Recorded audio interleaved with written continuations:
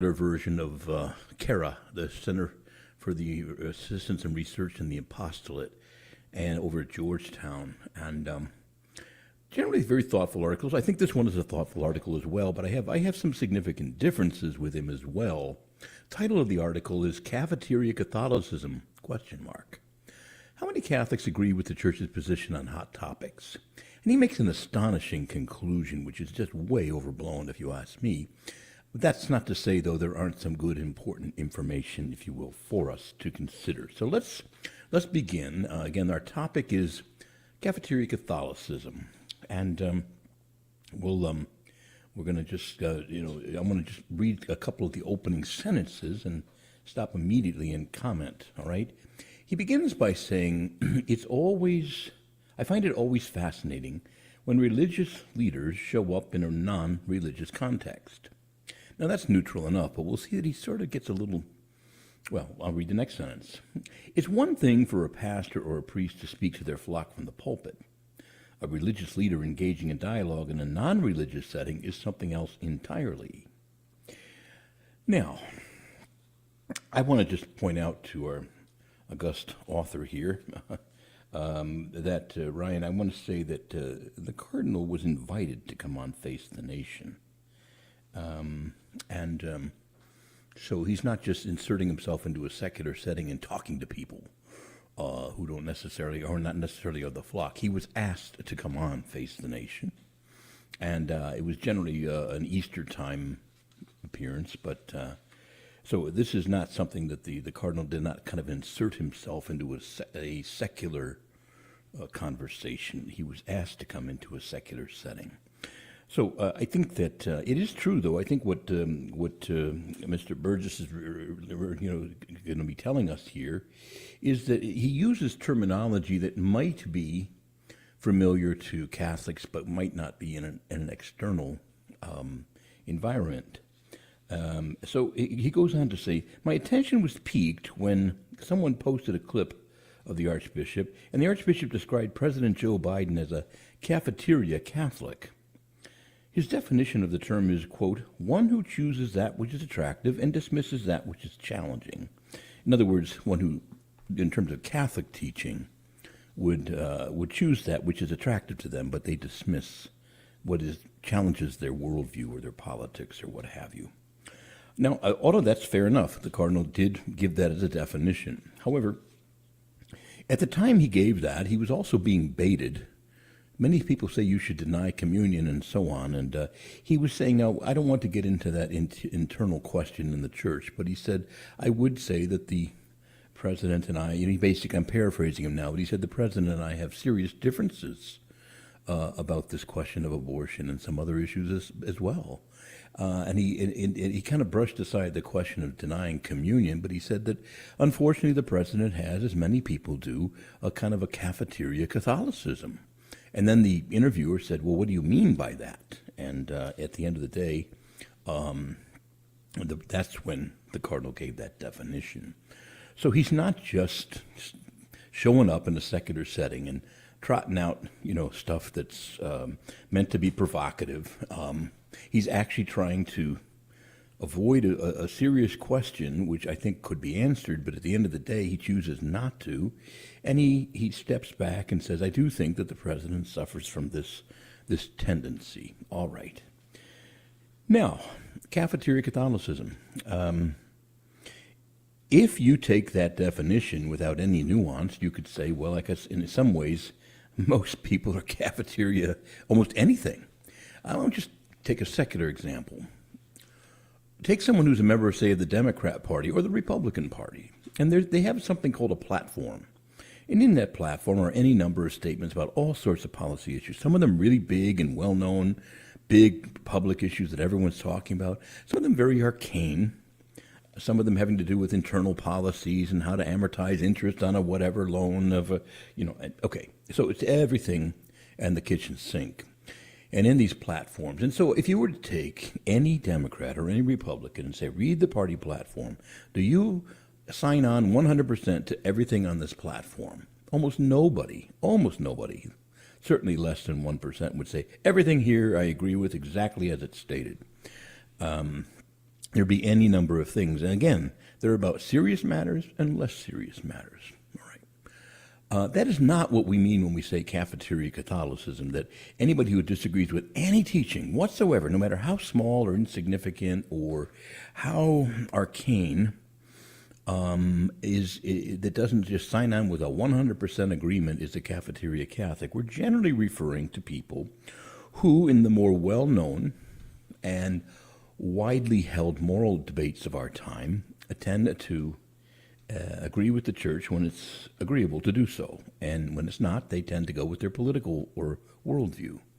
This is a problem on both the right and the left, but it's not to say that 100% agreement is the only possible solution to cafeteria Catholicism. It's about well-known larger issues in the news that are debated. And so, with that in mind, I want to just, going back then to Ryan Burge's article, I want to continue to read on, because he I think, goes in a direction which is incorrect in the article, but I do think he gives us some things to think about. So he says, Bishop Gregory referenced life issues, but did not specifically mention abortion. But any casual viewer could quickly understand that this was a larger discussion about pro-life and pro-choice. This was about a bit of back and forth with the panelists discussing how one's private faith can sometimes conflict with their public policy positions, which I thought was well articulated and a bit more nuanced. All right. But the reason that this statement really struck me is that not just many Catholics who disagree with the teachings of the Church, it's not just many, but in fact, if you look at the data, it's nearly all of them. The vast, vast majority of the members of the Catholic Church reject the teachings of their faith on all kinds of issues. Let me show you what I mean. And then he takes three issues. And he says, does every Catholic agree on these three issues 100% with the Church or not?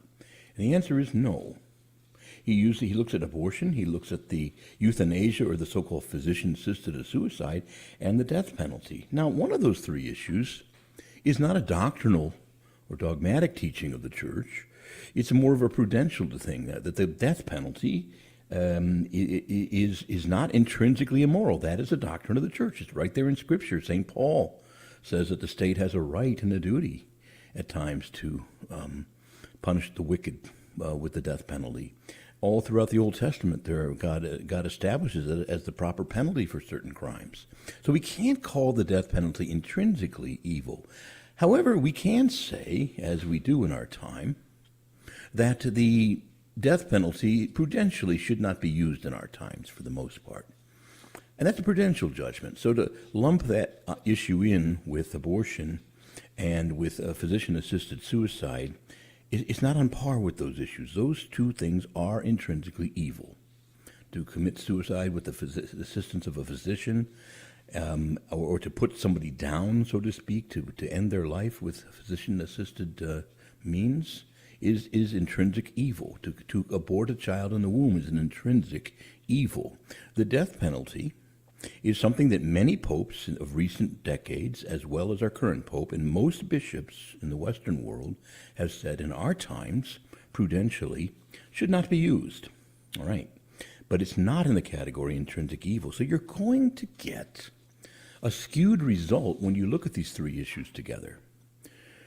Because Catholics who agree 100% on the first two issues might not always agree the way it's worded, depending on how it's worded, that the death penalty, that the bishop's position on the death penalty, the pope's position, is the only position. And in fact, we have been taught this by Cardinal Ratzinger, then Pope Benedict, and so on, that this is not in the same category. So he's already, I think, made a fatal error in his model or his sample.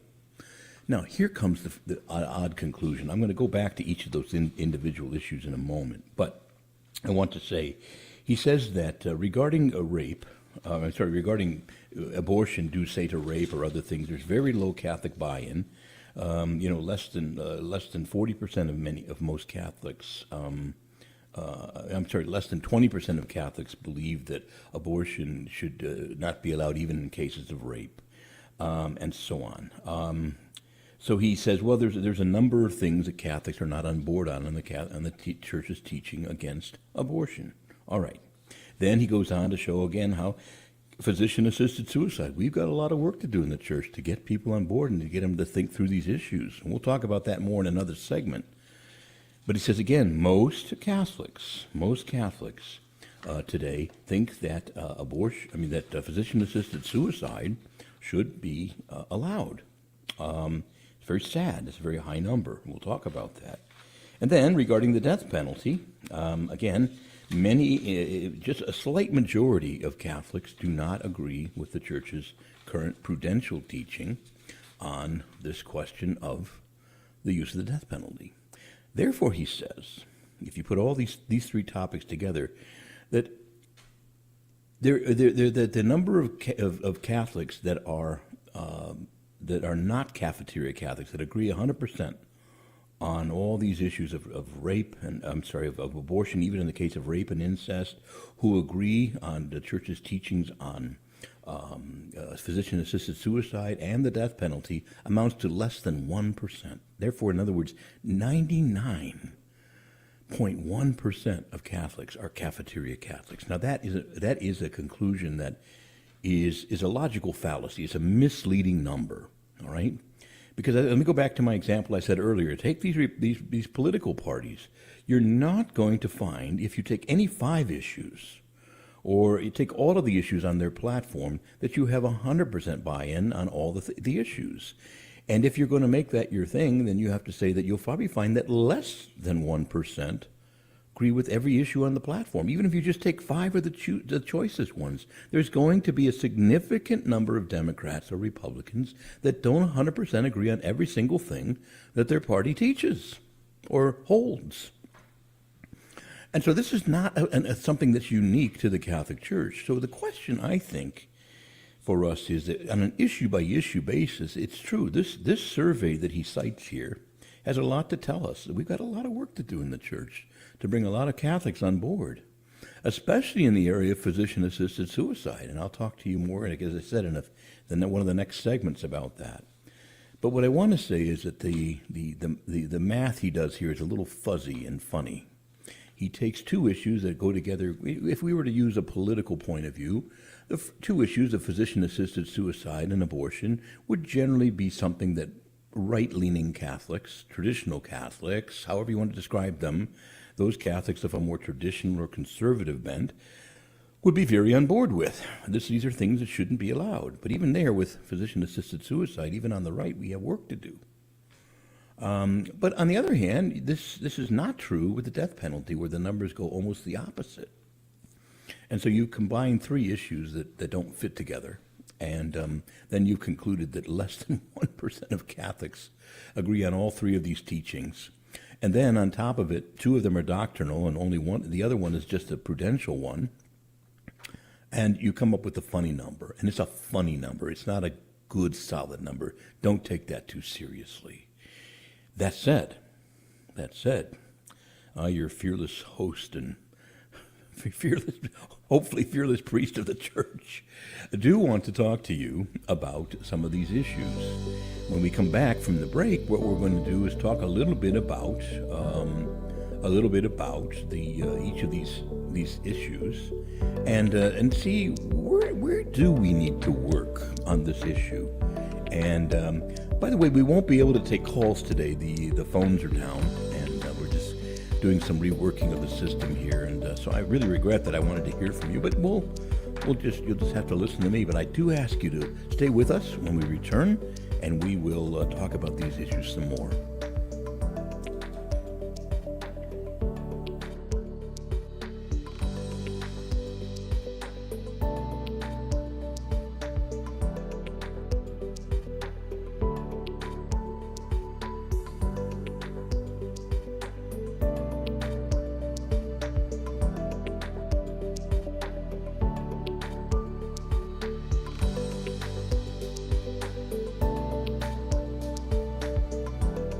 I'd known about the station for a long time, but I have to confess I never tuned in. Perhaps I was biased. But then that changed, actually. Once I started listening, I kept the dial where it was at. I like Teresa Tomeo and Al Kress, and I just like their personalities. Call to Communion with Dr. Dave Anders and More to Life with Pop Checks. I really, really love the show. I've learned a lot. But also, I really like that there's prayers interspersed. I get a lot more praying done in the day that I wouldn't otherwise. We want to support the radio station for sure.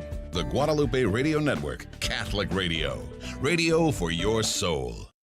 Hey, Donnie, what are the two most important things we receive at Mass? The Christmas scripture. That's right. All right, one more. Who loves you the most? Jesus. That's right. Mary. That's right. They love us too. If you don't educate your children in the faith, who will? Educate yourself and your family by listening daily to the Guadalupe Radio Network, and make sure to get the GRN app by logging online to grnonline.com. I don't know why I turned on my radio, because I've kept my radio off for years. And once I turned it on, I was absolutely hooked. I love the shows with a Catholic apologist. I love the shows with the sort of day-to-day psychologist, Greg and Lisa Popchak. I love hearing not just of other people's problems who call in, but I love getting the Catholic take on how to deal with day-to-day reality. The Guadalupe Radio Network, radio for your soul. Welcome back to A Life Lived Joyfully on the Guadalupe Radio Network. Give us a call. The lines are open at 877-757-9424. That's 877-757-9424. And we are back, and as I had mentioned to you, the phones are down today, although you hear the number there. We're not able to access the phones today, so you're stuck with just listening to me. And I would say this, that I want to turn to each of these issues, but just to reiterate what our author here, Ryan Burge, again, it's a thoughtful article, but I'm picking my areas of disagreement first. I want to say that I think that he sort of makes his opening salvo that the cardinal is sort of using religious thoughts in a secular setting, and shame on him, and this kind of a thing. It's okay to do that in the pulpit, but when you come out into the secular world, you should speak our language. And I think that's unfair. The cardinal was asked to come and speak as a Catholic bishop to Catholic issues. So I think that's an unfair jab. I think the cardinal did well, and I think that it is true that we could explain, and I think he did explain when asked to articulate a little bit more about what he means by Cafeteria Catholic. But then our author shows his sort of unfamiliarity with things Catholic by taking as a sample 3 critical moral issues or life issues that don't exactly have the same level of buy-in because they don't require it. Namely, the death penalty is not in the same category as the other two. And so to argue that, Catholics have to buy into this at 100% level because it's a doctrinal and definitive teaching of the Church, that's not true with the death penalty. I know that our current Holy Father has articulated a very severe animus against the death penalty. And by the way, I agree with the Holy Father on that. I'm against the use of the death penalty. I think its use in our times is not necessary, and I think it's also pastorally misguided because we're trying to establish a life ethic and not use the death of human beings as a solution to problems. But that's a separate. We'll look at that issue in one of the last segments. But I do want to turn attention today. The death penalty has prudential aspects. It's not at the level of dogma or doctrine, even though the current Holy Father has said that its use today should be considered inadmissible. That doesn't mean it's intrinsically evil. All right. Now, with that in mind, I want to turn, though, to this question of the physician-assisted suicide, because I think the numbers here would say that there is an awful lot of work we've got to do, in convincing God's good people. I'm talking about fellow Catholics regarding this terrible thing that we call euthanasia or physician-assisted suicide. Although we have been speaking out as a church and writing documents about it, the support for euthanasia was quite low through the 70s. But that was true throughout this country. Most Americans oppose euthanasia, suicide. These kinds of things were culturally considered very taboo in our culture, and well, they should have been. But as medical technologies began to extend people's life and so on, there was an understandable concern. Well, wait a minute. These machines can kind of keep people going almost indefinitely. So, of course, even in the church, we had to sort some of that out. What are we required to do when people are actively dying, and what are we not required to do? And so generally the church teaches that we are required to provide necessary human treatment like food and water and keeping a person comfortable. We are not required, when a person is actively dying, to employ heroic means or what we call, what's often been called extraordinary means, like putting people on extensive machines and ventilators and all kinds of things to keep them alive indefinitely. There can come a time when we realize that death is imminent, and very invasive things like ventilators and things can be gently removed. And so this has been the church's teaching for a good number of years now. But we were sorting some of that out in the 70s because medical technology was moving very quickly, and the care of the sick and the dying had kind of taken on a quality that had extended these questions and put them in front of us as never before. But generally speaking, therefore, though, support for euthanasia of any kind, we call it today often physician-assisted suicide, was quite low in the 70s. So we would say it was below, maybe 30%. And that was true for most Americans. But generally since that time, by 1990, the numbers had climbed as high as 90% of 60% of Catholics supporting the death penalty. Physician-assisted suicide. We called it euthanasia in those days. And that number continued to climb, and I would say today it's closer to 70% of Catholics are supportive of physician-assisted suicide. And again, it depends a little on how you ask the question, but it is, let's just say that generally understood that when a person requests that their life be ended at a certain point because they're suffering and their medical evaluations have been made, that their life is largely, they're not going to get better, let's put it that way, that many Americans support that people can have the option to say, I want a doctor to put some medicine in me that puts me down like we do animals. Some drugs that kind of put me to sleep and stop my heart and kill me. And so, again, the church has always been against any form of euthanasia. There's a difference between allowing a person to die and causing a person to die. So we are not permitted in our moral tradition and according to the scriptures to directly cause the death of a human being except in cases of self-defense. Or in rare cases where, as the state says, someone is guilty of a capital crime, and it is ultimately, it was originally a form of self-defense because keeping people in jail is kind of a modern solution. But anyway, you get the idea. It's some form of self-defense enables us to actively kill somebody else. But beyond that, no. And when a person, even though they're dying, or they're in what's going to probably be a long time of suffering, either before their death or before some kind of convalescence is over, that there should be available the option to end their life, and that we should approve of this. Now, unfortunately, Catholic support of this has risen as high now, since the last survey was in 2021, that as high as 70%. And that's terrible. And our author points this out. So again, it's not just about abortion, is it? We have a lot of life issues, but that's something we've always agreed on in the church, that we have to work the whole thing from conception to natural death. We are to reverence and respect life, natural death. You see, and therefore these approaches cannot be used. Now, with that in mind, if 70% of Catholics really do support physician-assisted suicide, we got a lot of work to do. And I've been asked this question, well, why do you think it's that high? I said, I'm not sure it is that high, but let's just say it is. even if it's 30% or 40%, we've got a lot of work to do. Now, I've had shows on this before, and I preach on it frequently today because it is a life issue.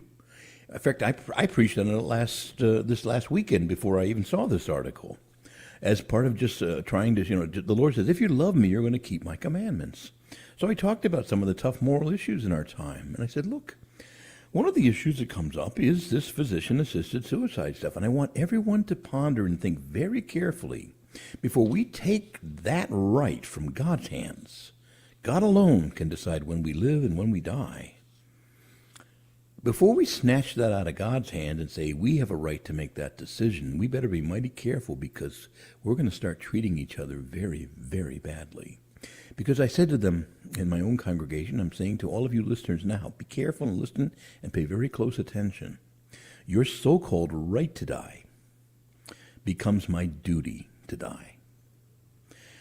I think the number is as high as 70% among Catholics and other people in this country, because they haven't really thought through all the implications of what physician-assisted suicide will do. It's pretty dark stuff. The disability community, those in the Down syndrome community, other types of communities of people who come together in a communal sense to support each other, are all deeply concerned about this kind of stuff. Because in effect, you're saying, well, they don't have a quality of life, and maybe they should be, we should just let them go ahead and kill themselves. Well, that pretty quickly becomes, let's encourage them to kill themselves. They're costing money. Their life isn't really that high quality. They're not that productive. All kinds of reasons that we can rationalize and start saying, putting pressure on people, or with increasing numbers of people saying, well, I'm going to be dead within 6 months anyway, so let's end it now.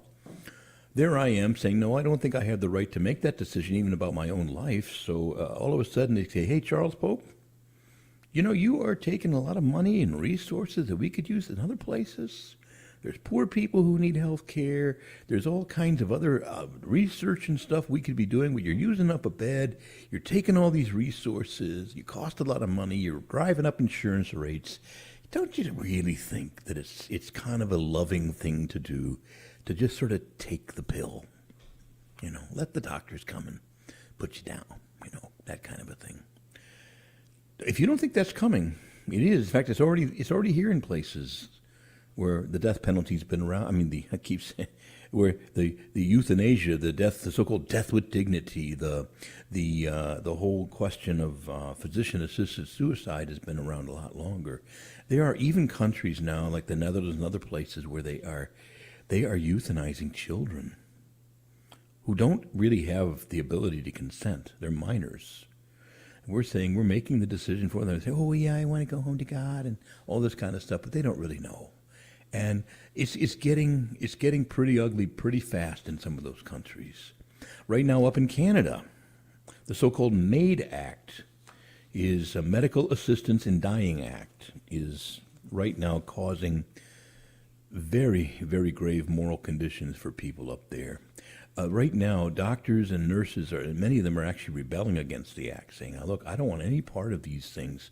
You can actually say that the loss of my hearing, and I can't afford hearing aids, is a reason that I should be allowed to die. No. Sometimes people, they can't find housing. So now even the homeless are being saying, well, you could request, some help through the MAID Act, and you could begin to file for if you just find living on the streets is too hard, we can go ahead and put you down. These things are coming. And you say, well, but maybe that's okay for them. But people don't make these decisions alone. People make these decisions, and then their decisions influence other people, but also pressure other people. And this gets very ugly very quickly. And I wonder whether these 70% of Catholics who support this stuff have even thought through these issues, and we have an obligation to help them do so. So we'll talk a little more about this on the other side of the break.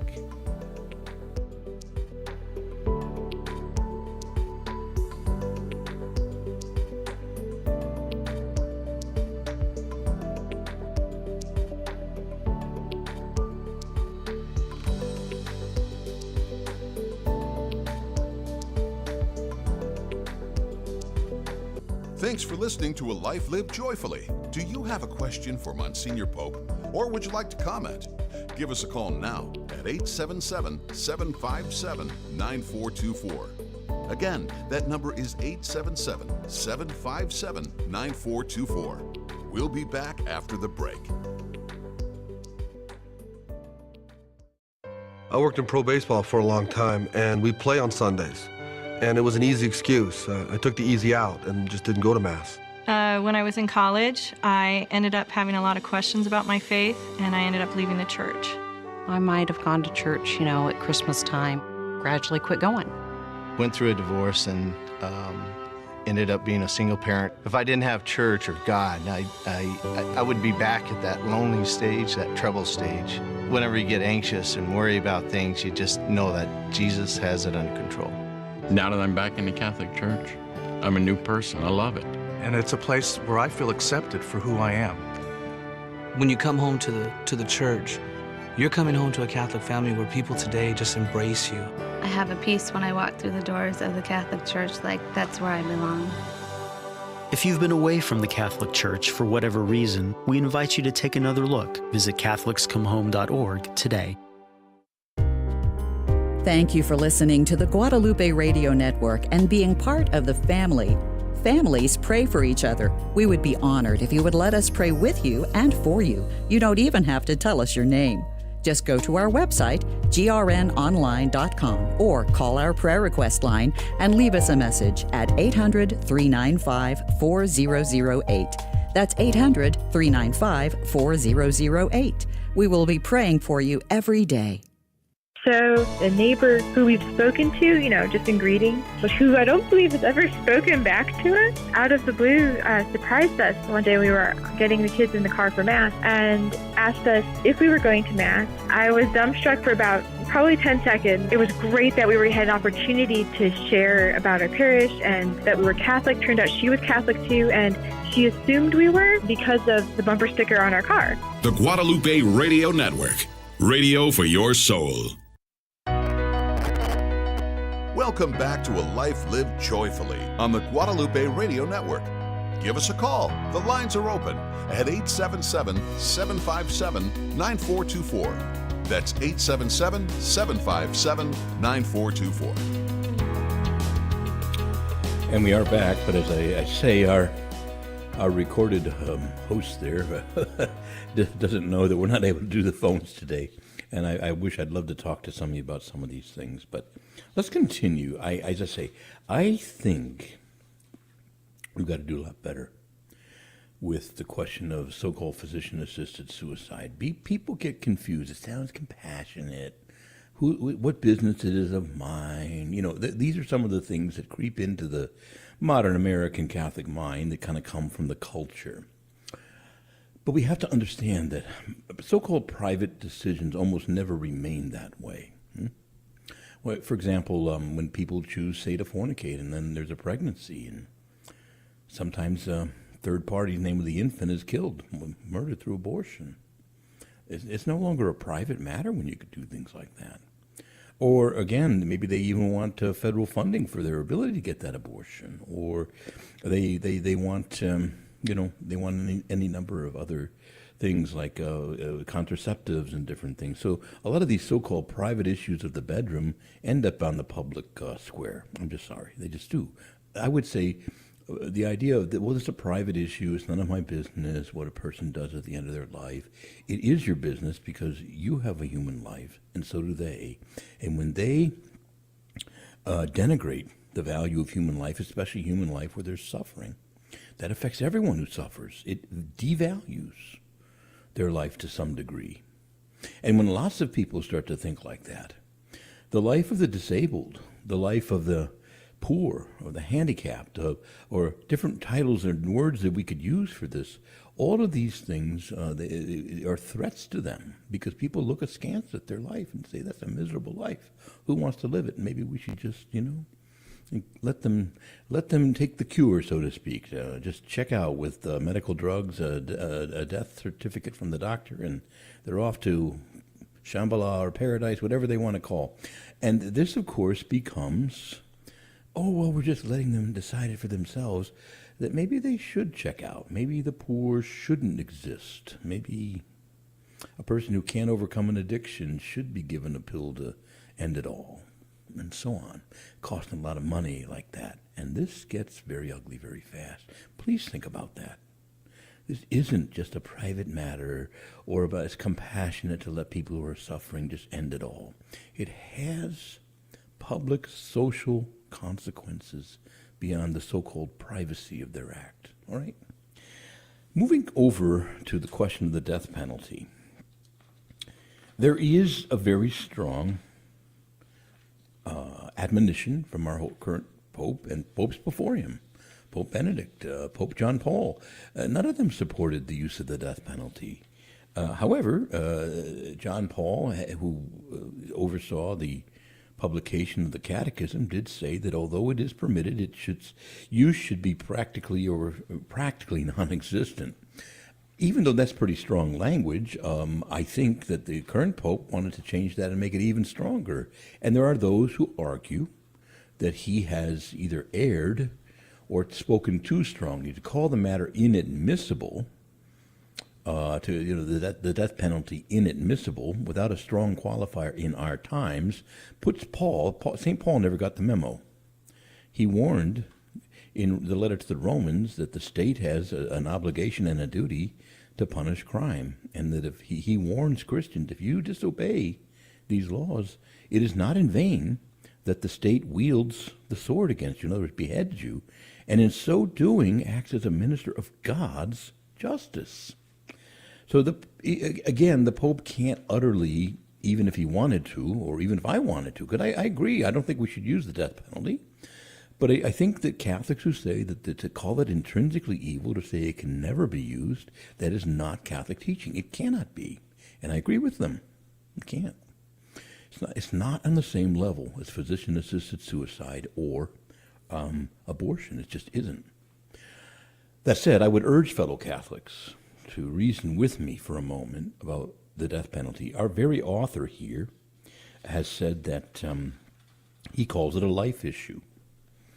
And a lot of more traditional Catholics, both politically conservative as well as religiously conservative, can run and say, well, that's not, it's not a life issue in the same way. I get that, but they don't. And we can talk till we're blue in the face and make all these distinctions. To most people, on a galloping horse at 30 paces, listening to the Catholic Church's testimony, for us to say that we're fighting against the culture of death, one way we get through is to be consistent at every level, even if not all the issues are is explicitly dogmatic. So, for example, what are we fighting? We're fighting the culture of death.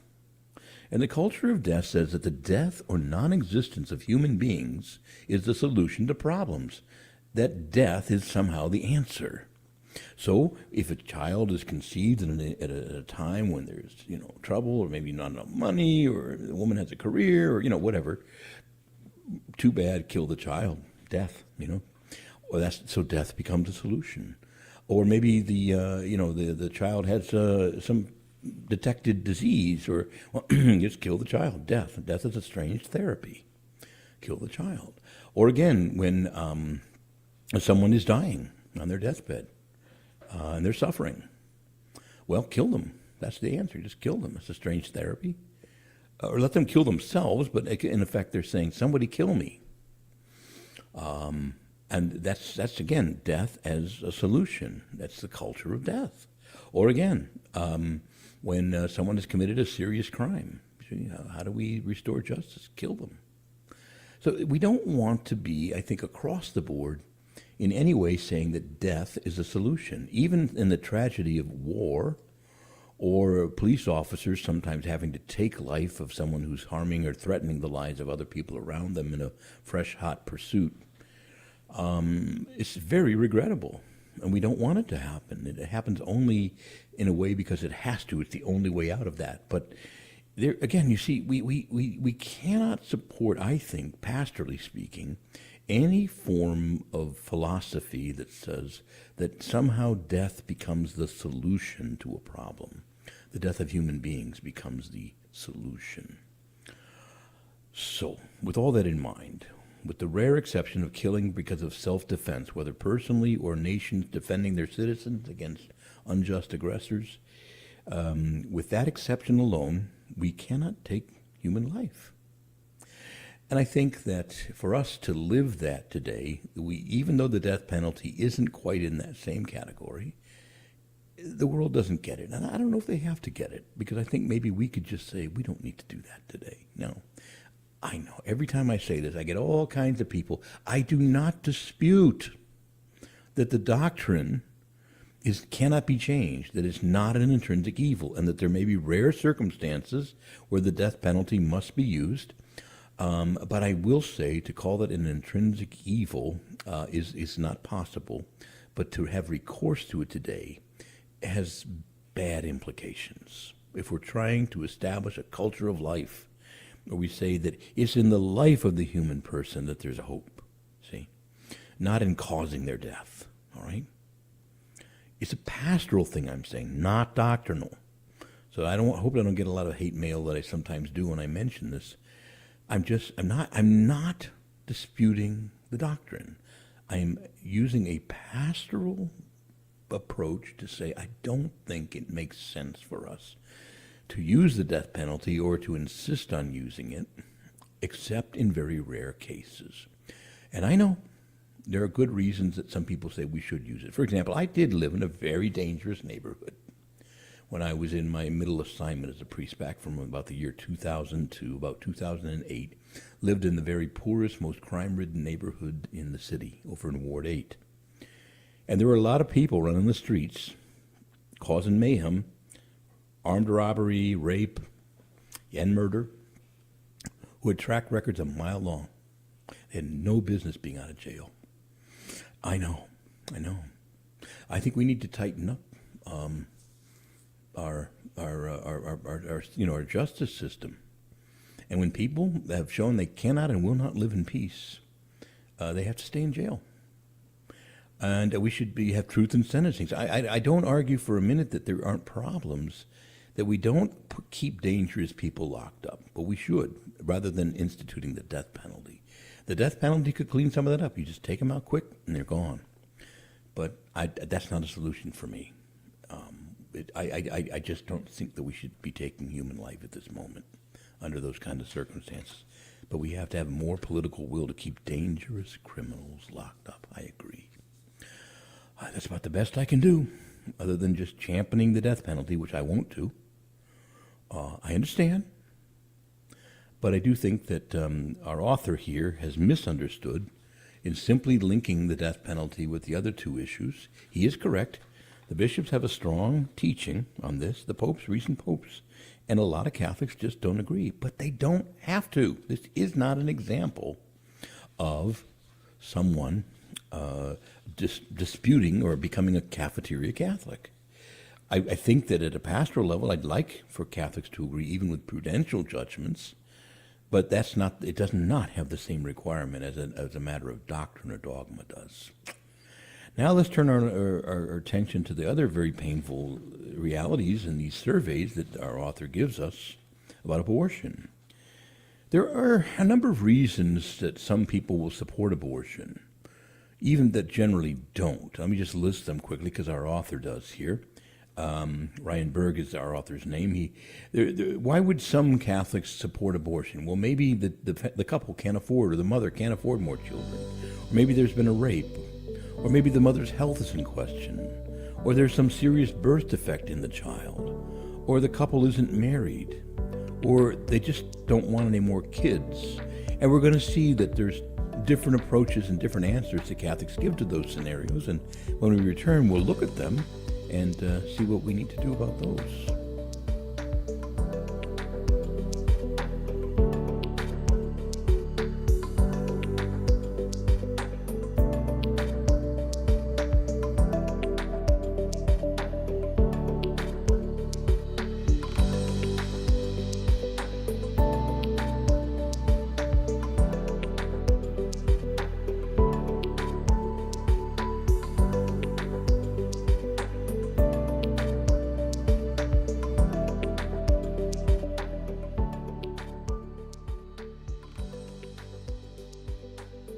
Guadalupe Radio Network announces the launch of La Promesa Legacy Circle, formed to recognize and honor our dedicated donors who have made long-term commitments to the network through gifts from their estates. We invite you to join our family and allow us to be a part of your personal legacy. For more information on making a legacy gift for the benefit of the GRN and a guide to charitable estate planning, contact our friends at the Catholic Foundation at 972-661-9792 or info@catholicfoundation.com.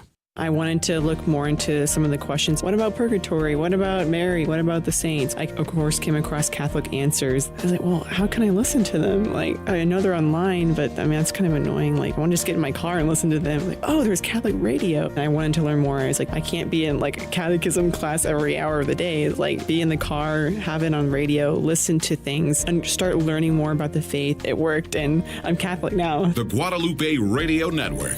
Radio for your soul.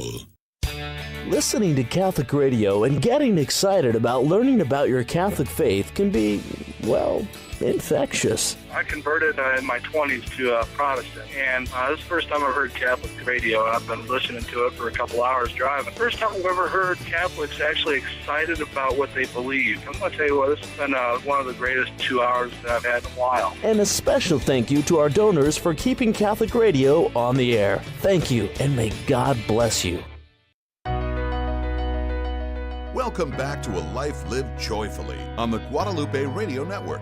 Give us a call. The lines are open at 877-757-9424. That's 877-757-9424. And we are back. And just want to, in this last segment, kind of speak a little bit to some of the opinion results that he cites and regarding the question of abortion. And as I said, there are a number of reasons that Catholics, under certain circumstances, support abortion, even though the Church's teaching is that almost without exception, abortion is not permissible. Okay? So, for example, as a result of rape, more than 80% of Catholics, or close to 80%, 80 to 81% of Catholics in most surveys, would support a woman's ability to choose abortion in the case of rape. Now, the Church says no, because this is, the child did nothing wrong, and so you kill the child because of the sin of the man who raped the woman. You have two victims now, the woman and the child. So we say no to that. Emotionally, and we live in a very emotional culture, emotionally, this is hard for people. I get that. I can only say that there are some great saints that I have met who were, raped or in some way sexually abused, who ended up conceiving and carried the child. In a couple cases, they gave the child for adoption. In a couple of other cases, they kept the child. I consider that heroic. That's heroic. And again, it was emotionally difficult and wrenching for them. I get that. And we have to help women in those kinds of cases. Yes, we do. But again, we have some work to do on that. Why? I think because most people are using what we might call emotional reasoning. But if you really think through the issue, you're turning the child, you're creating a second victim of this crime. You're killing a child for the sin of its father. Okay. Likewise, some people support abortion because the mother or the family, in some cases, most abortions are performed on single women, 85%. But sometimes even the 15% where they can't afford more children or what have you. And so upwards of 40% of Catholics support abortion in those kinds of cases, if you can show that the family or the woman can't afford another child. Now, questions of the mother's health. This gets complicated because there are times where the Church can accept that as a principle of double effect, that a medical procedure performed on a woman who is pregnant might result in the death of that child. Ectopic pregnancy is a common example. For whatever reason, the child is this is fixed not outside the womb somehow, and usually in the fallopian tubes, and this is going to, of course, lead to a rupture, and both mother and child will die. And so, in order to save the mother, a procedure goes in and removes the has to take out that diseased portion of the fallopian tube with the sad effect, not directly intended, that the child is going to die. The church permits that. So I think this idea of the mother's health, they're rare indeed today, are the situations where there's a real medical necessity to immediately remove a child. And sadly, mother's health has often been like her mental health. She's depressed, she's discouraged, or whatever. Another pregnancy will, put her over the top, and that's a little different. So you see, it's hard to follow a poll like this. You got to know, well, how was the question asked? Did it involve emotional health, or was it just physical health? Was it imminent death that the woman needed immediate surgery? The numbers start to change a lot when you get different data. All right. So I think we'll pass over that, but I could say here, too, that too many abortions in the past have been, quote, justified by, well, the mother was, because of the mental well-being or emotional well-being of the mother. I think counseling and help, encouragement is needed, but killing the child for that, no. Now, only a small number of Catholics support abortion if the couple isn't married or the woman isn't married. But it's not zero. It's not zero. Maybe about 15, close to 20% of Catholics support abortion in those cases, or at least that there should be choice. As we've talked about again, if there's a serious birth defect, upwards of 70 to 75% of Catholics support abortion for that reason.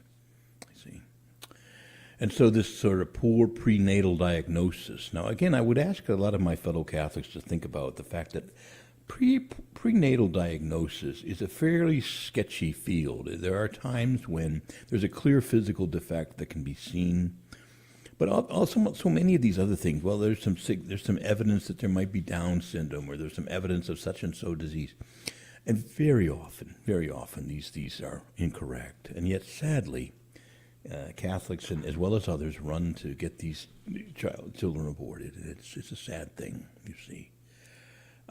Again, what are we saying? God got something wrong, and we're going to take this matter into our own hands. And there are some of us who are born into this world with trouble, defects, pre-existing conditions and things, and this is part of what God assigns to all of us. We all have some ups and downs in life. And you see, I think part of what drives a lot of this is that there's no meaning to suffering for most people. Suffering is just meaningless, and it's just nothing worse than suffering. And it's so bad as suffering that you should be able to kill those who suffer, that those should be able who are suffering to kill themselves. But that's not what we're taught in our faith. Jesus says that the cross has meaning. He tells us to take up our cross. So we got a lot of work to do to show that true discipleship in these matters has a lot to do with, Catholics, the lack of understanding of true discipleship has a lot to do with these, more than just questions of the issue itself, like abortion, in a case where there's some serious birth defect or what have you. Okay, so we could look at others, but the point is, yes, we still have work to do, but I do think, for the most part, a majority of Catholics, a small majority, do come against abortion as a general proposition. And then if you add some of these complicating issues that I just gave you, the numbers drop a little. We still have work to do. Now, getting back then to where we began, and I've got to start wrapping this up, and that is simply this. Look, what we want to see is that our author has said that only less than 1% of Catholics agree with all three of these life issues, and therefore everyone's a Cafeteria Catholic. And I will say again, no.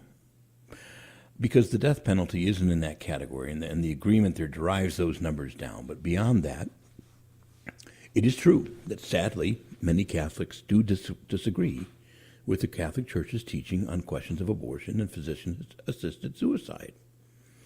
And we got a lot of work to do. But I would argue that those who just blow those off, are indeed Cafeteria Catholics. Abortion, first of all, because people know what we teach. And it has been told by the American bishops to Catholics for decades now that this is the premier moral issue. This is the acid test. This is really important to get right, of all the big moral issues of our time. get it right. Okay? To descend on that makes you, if you neglect to do that, you are a Cafeteria Catholic. I would argue, yes, the same for physician-assisted suicide. Not so the death penalty, though, where there are prudential judgments, and I think that matter is open to further debate. Enough said, but I will say we do have a problem in the church. Our author is onto something here. Got a lot of work to do. Will you pray with me on that? Will you work with me on that? You see, that's one of the reasons we have Catholic radio. So support Catholic radio and help us to continue to get this word out. These are critical matters. And so may Almighty God bless you all, the Father, the Son, and the Holy Spirit. Amen.